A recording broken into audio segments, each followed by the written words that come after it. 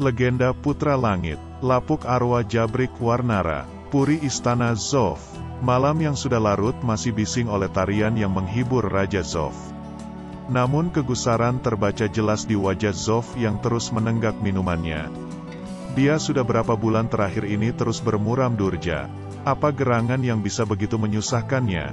Pergi semuanya, akhirnya segala hiburan itu jadi puncak kegeramannya. Tawa riang dan musik pun terhenti sama sekali. Wajah Zof cukup untuk membuat para penari itu lari. Kenapa harus begitu lama memendam beban? Aku kan istrimu, ya, meditasiku begitu lama rasanya, namun ilmu lapuk arwah tak bisa kuresapi.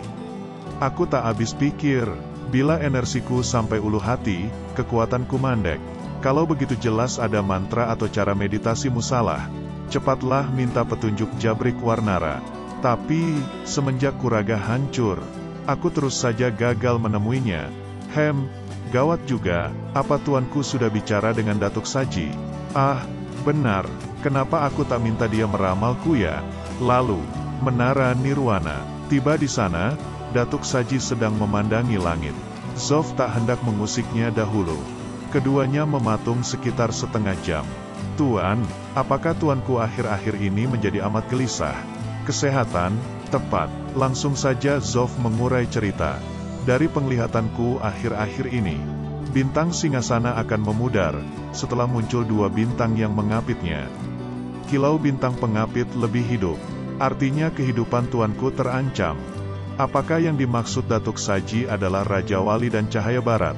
Bukan, itu baru muncul 6 bulan belakangan ini. Yang lebih kecil itu baru 2 bulan terakhir ini. Rasa-rasanya ia ada di dekat tuanku. Kenapa bisa begitu? Apa maksudnya? Mampukah Datuk menembusi misteri ini? Menurutku sejak tiadanya kuraga, keamanan negeri ini memang musnah. Petaka akan datang beruntun. Jadi itu sebab sirkulasiku lepas kendali dalam bermeditasi. Kalau begitu izinkan aku mengamati perkembangannya. Datuk meminta Zof untuk melekatkan tapaknya pada dada dan punggung, lalu duduk bersila. Silakan bermeditasi satu sirkulasi saja. Segera air muka Datuk Saji berubah. Tuanku, apa yang telah terjadi Datuk? Sungguh berbahaya untuk tubuh tuanku. Aku tak pernah sembarangan dalam meditasi. Apa ada yang salah diberikan oleh guruku? Guru Jabrik Warnara adalah satu terbaik di aliran hitam. Meditasinya luar biasa. Namun, kalau sampai salah aturan mainnya, tuanku harus menemui beliau. Baru tentukan langkah selanjutnya. Pagoda Kidang. Di tempat inilah Zof memberikan penghormatannya pada sang guru. 19 tingkat, indah. 200 meter menjulang pada ketinggian angkasa. Lampu, guru masih belum tidur. Sujud tuanku, salam tuanku. Musik pun mengalun dari ketinggian yang dingin itu. Cepat beritahu guru, Raja ingin jumpa. Ya tuanku, kemegahan tercium ketika kaki terayun langkah. Kedudukanku begitu tinggi, tapi di hadapannya, aku mesti merendah. Sujud tuanku, silakan masuk, kok mudah sekali menemuinya. Maafkan murid, guru. Murid akan mengganggumu, Jabrik Warnara, karena memang dia serba aneh. Di malam selarut ini pun ia mandi lulur. Aku ingin menanyakan tentang meditasiku akhir-akhir ini. Berapa bulan kita tasua? Benar. Cuma beberapa bulan saja dan dia tampak lebih muda. Bagaimana kalau kita makan malam bersama? Marilah bersulang untuk kesejahteraan guru. Bagus, langsung saja tanyakan bila kau memang punya masalah. Setelah meditasi yang bertahun-tahun, aku merasa amat sulit menembusi jurus lapuk arwah. Sang Raja, ingat, selirmu 3.000 orang. Penghamburan energimu jelas punya akibat buruk. Kalau saja kau tahu, betapa hebatnya meditasiku. Lapuk arwah, gadis ini harus menjadi korban pameran sang guru. Dengan santai-santai saja, ia sudah bisa merapal jurus lapuk. Betapa tinggi meditasinya, segala kehidupan bisa jadi tak berarti bagi sang guru. Nas yang dialami Dayang sama persis dengan kedua kakak Zof. Kehebatan guru sungguh tak bisa kuduga. Luar biasa, ini bukan apa-apa lagi bagiku. Oleh ketekunanku, aku sudah memperoleh lebih canggih lagi. jurus puncak perguruanku selama ini. Ulimat, Ulimat, Jabrik Warnara, bolehkah kulihat peragaannya? Hah, tentu, tentu. Jabrik mengayun tangan untuk meraih seorang dayang lain. Aduh, mari ku perlihatkan ulimatku. Cuma ku usap kok. Wajah gadis itu segera berubah menjadi amat tua. Tahukah kau, bahwa menyedot energi orang itu jauh lebih mempesona daripada 3000 selir. Beberapa dayang jatuh pingsan oleh pembicaraan seperti itu. Hanya untuk sebuah peragaan jurus. Keberingasan harus terjadi. Maka terjadi yang sebaliknya dengan Jabrik Warnara bersinar hidup. Oh, ini sebabnya ia makin tampak muda saja. Mengapa harus bersenang-senang dengan mereka bila energi mereka lah yang kau perlukan? Aku menyesal sekali. Begitu melihat wajahmu, aku sudah tahu kelemahanmu. Dengan sembarang, ia menyentil sebutir kacang. Langsung kacang menyentuh ulu hati. Zof tak sempat mengelak. Tak seberapa keras, namun Zof harus kesakitan. Ia terjatuh, dan kejang menahan sakit. Ia tergeletak di lantai. Lalu sakitnya mulai mereda. Tampak Jabrik Warnara tetap santai menikmati anggurnya. Seolah menikmati sebuah permainan. Dengan napas sesak, ia terdiam. Kenapa aku begini guru? Dalam 1 tahun saja, segala energimu yang tertumpuk di ulu hatimu, itu bisa membunuhmu tahu. Karena ada jurusku di situ. Sungguh mengejutkan. Satu-satunya cara, biar ku sedot penyumbatmu untuk melancarkan kembali sirkulasi darahmu.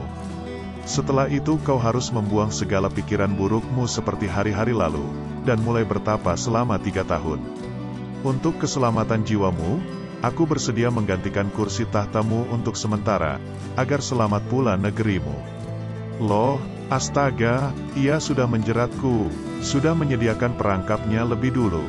Guru, aku khawatir pejabat istana takkan menerimanya. Sederhana saja, aku cuma menceritakan apa adanya saja. Mudah dimengerti, bila kau menolak akan terjadi mara bahaya dan dinasti Sang takkan terselamatkan. Kau sendiri tahu apa yang terjadi setelah Kuraga hancur. Aku sungguh-sungguh mau menolongmu.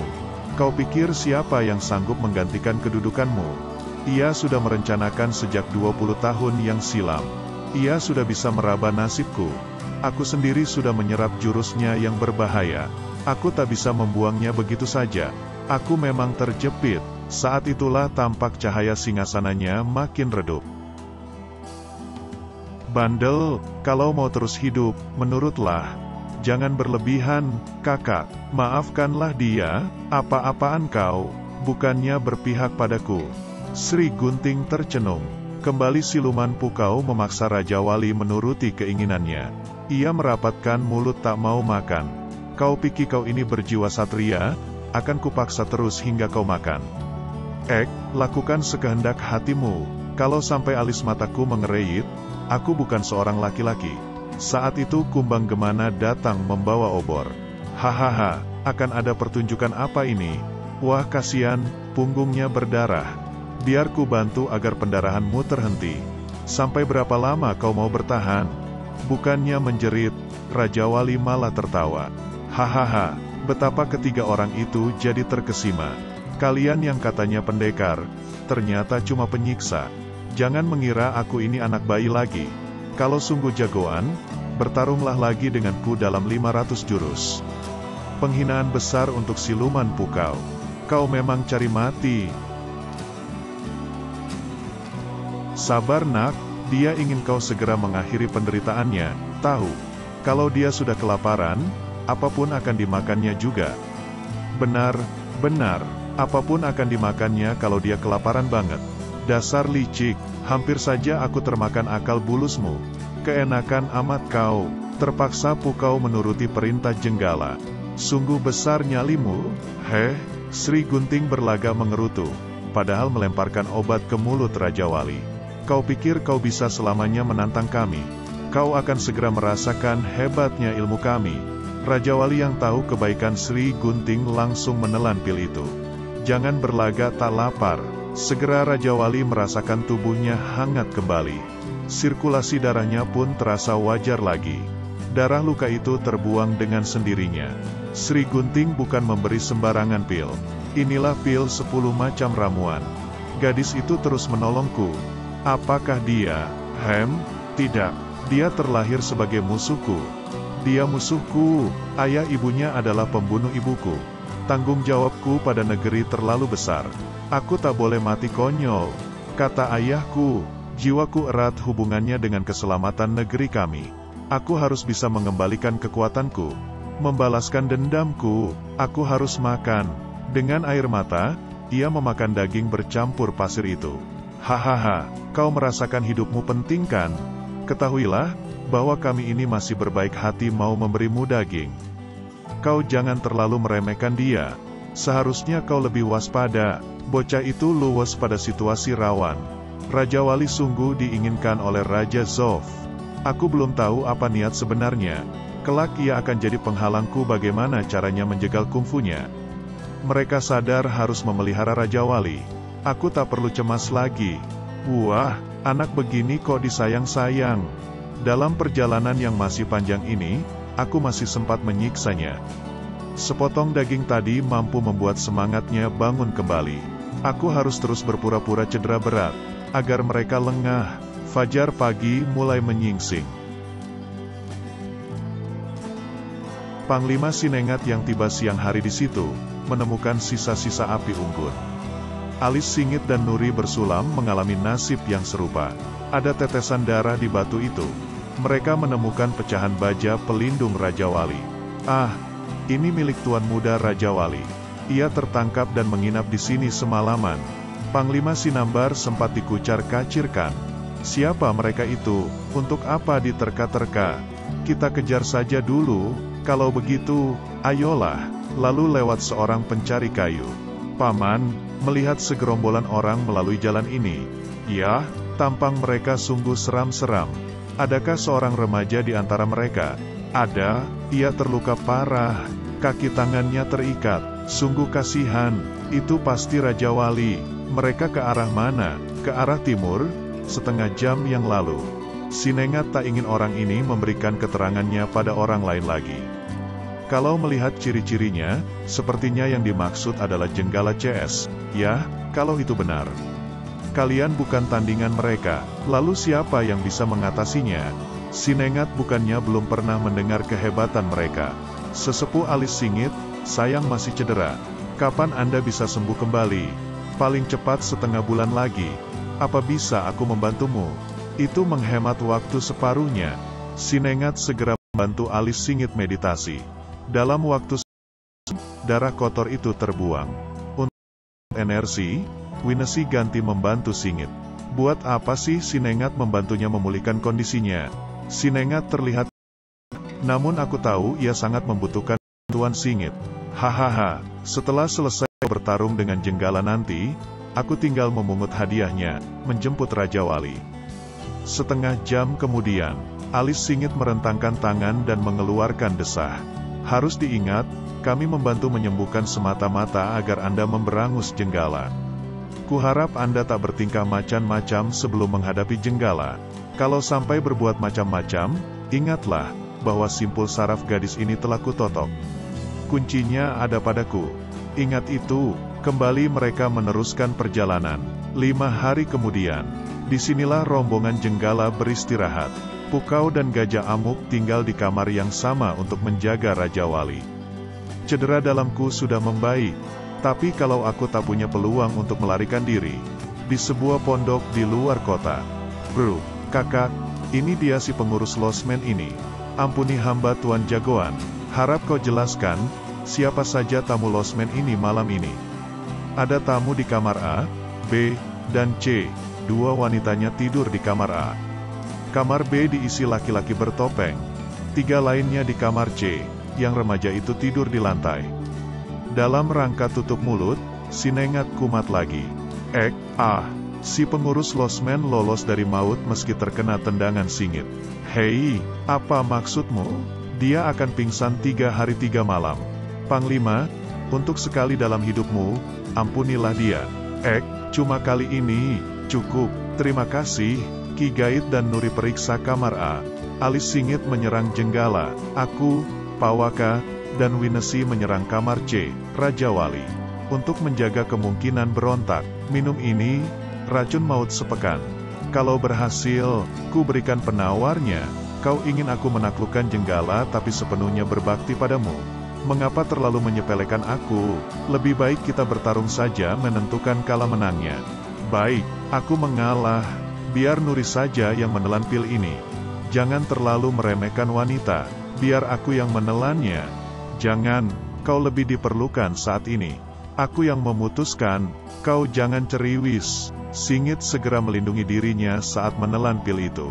Nuri terdiam. Menelan racun demi wanita, apa kurang tolol itu? Manusia setolol itu kan sudah langka. Kita bersiap-siap malam ini. Bereskan, besok berangkat, Losmen Timur. Raja Wali mencoba melepaskan ikatan tangan kakinya. Namun bahan pengikat itu hanya bisa putus oleh pedang atau pisau sakti.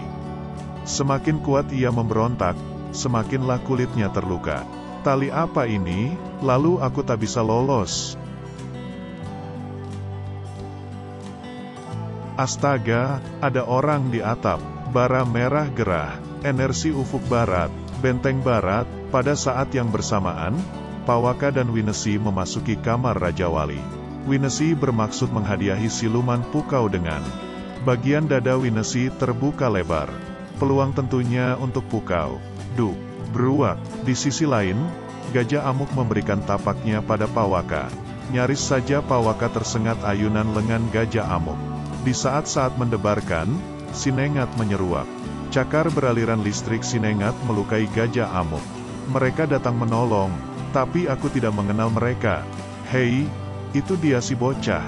Kulihat sorot matanya sudah dipenuhi nafsu membunuh. Jenggala sedang merapal tapak untuk menghadang serangan alis singit. Oleh benturan langsung, Jenggala membentur dinding. Sedangkan Raja Wali tak bisa menghindar dari Sinengat.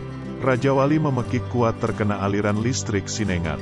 Saat itu Jenggala muncul dari tembok yang jebol itu. Ia sudah bisa meraba, musuh datang untuk merebut Raja Wali. Maka yang segera dihadangnya adalah Sinengat. Telapak yang menggelegar itu disambutnya. Raja Wali harus melepaskan diri dari Jenggala sekaligus telapak tangan Sinengat. Ia sempat sebentar menebalkan hawa pelindungnya. Bruk. Demikian pun kepalanya jadi sedikit pening. Anakku, hanya dalam beberapa jurus, siluman Pukau sudah mengatasi situasi. Terlalu banyak lawan yang harus diladeni. Sebaiknya ia dilarikan dulu. Winesi menyundul dari sisi lain. Demikian pula alis singit. Pukau cepat menghidupkan cakar bajanya. Kalian mendekat, dia jadi tamengku. Jangan, keterlaluan, plak. Alis singit harus memutuskan mana yang harus dibereskan terlebih dahulu. Rombongan pencari Raja Wali sepertinya terbelah jadi dua. Manusia-manusia haus darah. Sungguh tak beradab, kalau saja masih berlaku macam-macam. Ketahuilah, aku tak pernah takut apapun. Alis singit, jangan-jangan dia kakak seperguruan Cahaya Barat. Orang ini pernah kulihat dulu. Benarkah dia alis singit itu? Kini kamar B dan C menjadi ajang pertarungan pula. Beruak, Sinengat tak mampu menghadapi Jenggala. Kini giliranku. Di kamar A, Nuri dan Kumbang Gemana berhadapan Sri Gunting. Hehehe, inilah harinya aku harus memporak-porandakan benteng barat. Ilmu alami jagat, sirkulasi jalan langit. Jin langit mengawal dewa. Terjadi benturan dua arah. Jenggala di bawah berputar-putar kehilangan arah. Lebih sulit lagi ternyata, ketika ia harus merapal jurusnya. Edan, kalau terus-menerus begini, ambruk tenagaku. Dia sedang di bawah pusaran. Kalau ku tingkatkan energiku, urat nadinya akan kacau. Ia memanfaatkan daya terbangnya untuk mundur jauh. Bruk, seiring dengan gemuruhnya suara, ia terus masuk hingga ke dapur. Alis singit memutuskan, mana yang harus dibereskan terlebih dahulu. Baru saja mau laga, sudah demikian ia dipojokkan. Kukira ia tak selemah Cahaya Barat. Ternyata, tertipu aku. Singit sayangnya tidak bisa berkesinambungan mengejar Jenggala. Maklum ia harus meditasi untuk memulihkan kekuatannya.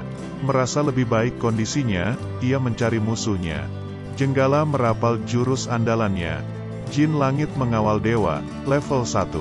Ia merapal jurus Jin Langit Mengawal Dewa. Bukan main-main jurus itu. Di tempat lain, Gajah Amuk sedang gigih melawan Pawaka. Sedangkan Sri Gunting harus berhadapan-hadapan dengan Nuri Bersulam. Laga jarak dekat itu kurang menguntungkan bagi mereka berdua. Nuri melayang keluar untuk memancing Sri Gunting. Gemana tetap menghadapi Ki Gaib di dalam ruang. Karena satu tangannya mencengram Raja Wali, Pukau agak kewalahan meladeni Winesi. Kait bajaku cuma membuat kulitnya sedikit lecet. Alangkah ampuh hawa perlindungannya. Singit yang harus meladeni Jenggala, memberikan peluang pada Pukau untuk menangkap Raja Wali. Namun keadaan segera berubah hingga Raja Wali harus dilepas kembali. Memang, Sinengat masih jauh di atas siluman Pukau. Raja Wali bergulingan mencoba lari. Sinengat melihat hal itu. Bergantian siluman Pukau melihat peluang Sinengat. Namun Winesi segera menengahinya. Terpaksalah ia melayani Winesi. Kasihan Raja Wali yang jadi pelampiasan kekesalan. Bocah, kau mau lolos kemana? Di sini, semua orang mau menangkap kamu. Sayang juga ya, kau ini tampan sekali loh. Untuk menahan kanderaan ini, Raja Wali tak berkutik. Kaki tangannya masih terikat. Sepertinya Panglima Sinengat jadi gemas sekali pada sang bocah. Nuri Bersulam dan Sri Gunting terkejut melihat keadaan parah Raja Wali. Laga antara mereka sendiri terhenti dan mereka memburu ke arah Sinengat. Lancang sekali kalian. Kedua wanita itu terpaksa menjauhkan pedang mereka, sebab Sinengat menyodorkan Raja Wali. Arus listrik di tangannya mengendur. Inilah peluang terbaik baginya bila ingin lolos. Nuri yang bermaksud membantu mengirimkan puluhan jarum mega pada Sinengat. Sri Gunting memburu Raja Wali yang bergulingan di lantai. Ia beraksi memutuskan tali pengikat. Cepat kabur, sabetan berikutnya melepaskan ikatan tangan. Terlalu lama terikat, Raja Wali tak mampu segera berdiri. Dengan sedikit himpunan energinya, ia bisa merontokkan jarum-jarum mega. Namun segera tangannya terlilit benang baja Gurdi. Berikan lenganmu, sayang sekali Nuri terlambat menyadari.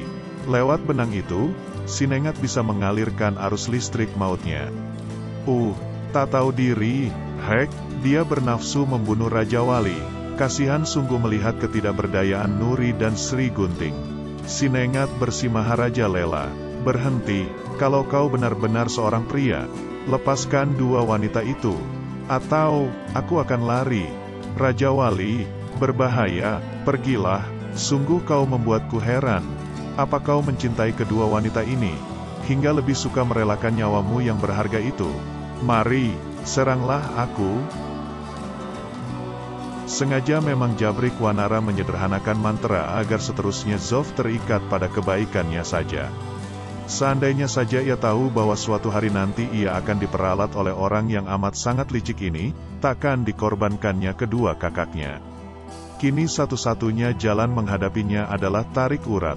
Masalah pergantian kekuasaanku pada guru bukanlah sederhana. Akan mudah sekali timbul masalah di kerajaan guru. Sudikah guru memberikan sedikit waktu bagiku untuk memikirkannya? Baik, pikirkan dalam keadaan hati yang tenang. Kutunggu kau dalam 3 hari berikutnya. Terima kasih guru, mohon pamit, semua terbuka sudah. Pengkhianatan itu memang berada di dekatnya. Ditinggalkannya Pagoda Kidang dengan hati amat masgul. Sentilan biji kacang tadi menambah beban di ulu hatiku. Sungguh kotor perbuatan orang tua itu. Hahaha, ambilkan aku arak, aku mau memuaskan diri malam ini. Tanah air yang begini indah, sebentar lagi ada dalam genggaman tanganku. Si bocah cilik Zof itu dulu, 20 tahun silam, tak mencium hawa busuk di sekitarnya. Hahaha, sesampai di istana, ia menyuruh panggil Datuk Saji. Sejam kemudian, Datuk Saji dan Ayu Pualam Wungu sudah menanti. Ambisi Jabrik Wanara segera dipaparkan pada mereka. Tua tak tahu diri, bagaimana ada manusia selicik dia. Tapi, jangan cemas, aku punya cara yang sama liciknya bagi dia. Hanya tuanku Zof terpaksa harus menahan diri. Mungkin wibawa tuanku akan tercoreng sebentar. Gerangan apa yang ada di benak istri Zof yang cantik jelita ini? Mengapa ia yakin akan berhasil melumpuhkan Jabrik Wanara? Selanjutnya di Legenda Putra Langit 12. Tirta Jeram Semesta. Terima kasih telah menonton dan jangan lupa subscribe-nya.